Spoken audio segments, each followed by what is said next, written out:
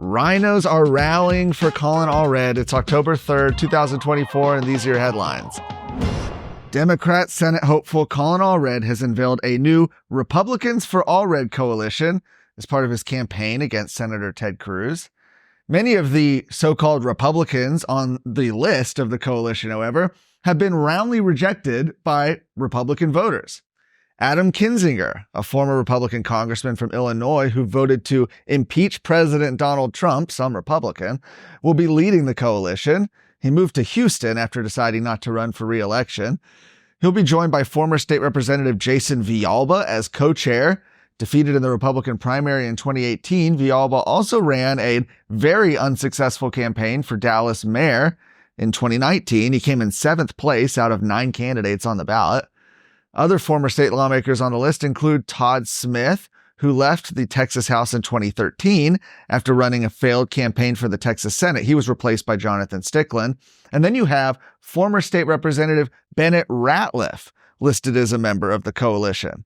The son of former state Senator Bill Ratliff, Bennett only served 1 term in the Texas House before being defeated by Matt Rinaldi in 2014. And then he attempted a comeback in 2016. He lost by an even bigger margin. Kinzinger, along with the other Republicans in the coalition, have endorsed Kamala Harris over Donald Trump as well. Cruz, meanwhile, has announced the launch of his Democrats for Cruz coalition earlier this year, which most notably includes the current Democrat Harris County District Attorney, Kim Ogg.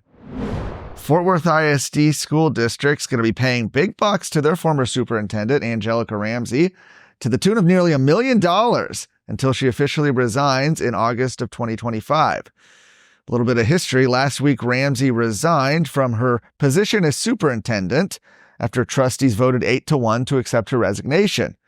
Trustee Camille Rodriguez was the only dissenting voice.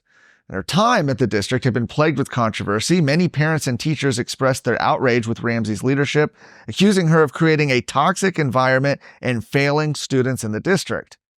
In newly obtained documents from Fort Worth ISD, the district says that in addition to paying her regular salary through August of 2025, it will pay additional sums of up to $250,000 on or before October 1st of 2024, and another $250,000 on or before January 2025. And her regular salary, keep in mind, is $335,000 plus stipends. It totals around $400,000. Add on top of that, and that adds up to about $900,000 so far, the district also agreed to pay her $50,000 for unused vacation, sick, or personal leave, plus another $30,000 for, quote, an amount previously earned and currently due to her for the purchase of service credit and supplemental retirement plan contributions for the school year. And that's going to be paid in January of next year. Amazing. Getting paid almost $1 million to do nothing, to go away. What a gig. The agreement also states that both the district and Ramsey agreed not to sue or participate in any federal or state judicial or state administrative proceeding against one another. While Ramsey's last day as superintendent was October 1st, she'll remain employed as a, quote, ambassador for public relations, but will be on leave until she leaves the district. When asked what duties the title Ramsey will perform, the district didn't respond.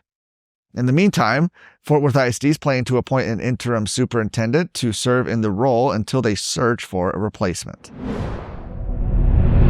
For years, the Chinese Communist government has been buying up land all over the United States. What's worse, the land they're buying is within a disturbingly short distance from our military bases. In this coming season of Exposed, we dive into why our power grid continues to fail, who and what is behind those failures, and how the monster of the Chinese Communist government is behind it.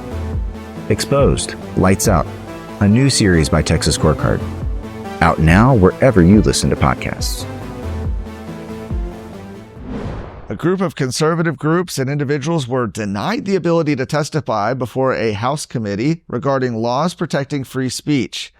Part of the hearing held yesterday by the Committee on Judiciary and Civil Jurisprudence in the Texas House reviewed the current use and misuse of the Texas Citizens Participation Act, the TCPA. That was first passed in 2011. It sought to protect citizens from retaliatory lawsuits aimed at intimidating or silencing them on matters of public concern, known as SLAPP suits. 8 years later, lawmakers updated the relevant sections of the Civil Practices and Remedies Code to scale back some of the changes made by the TCPA, which was a point of controversy with some grassroots activists.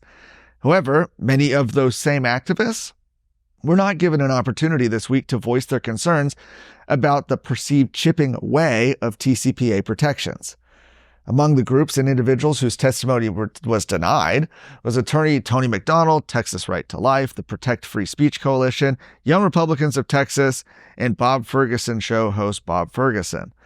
Unlike the other groups, Texas for Lawsuit Reform was permitted to testify before the committee as they called for further changes to stifle the TCPA. For more of today's stories, go to TexasScorecard.com.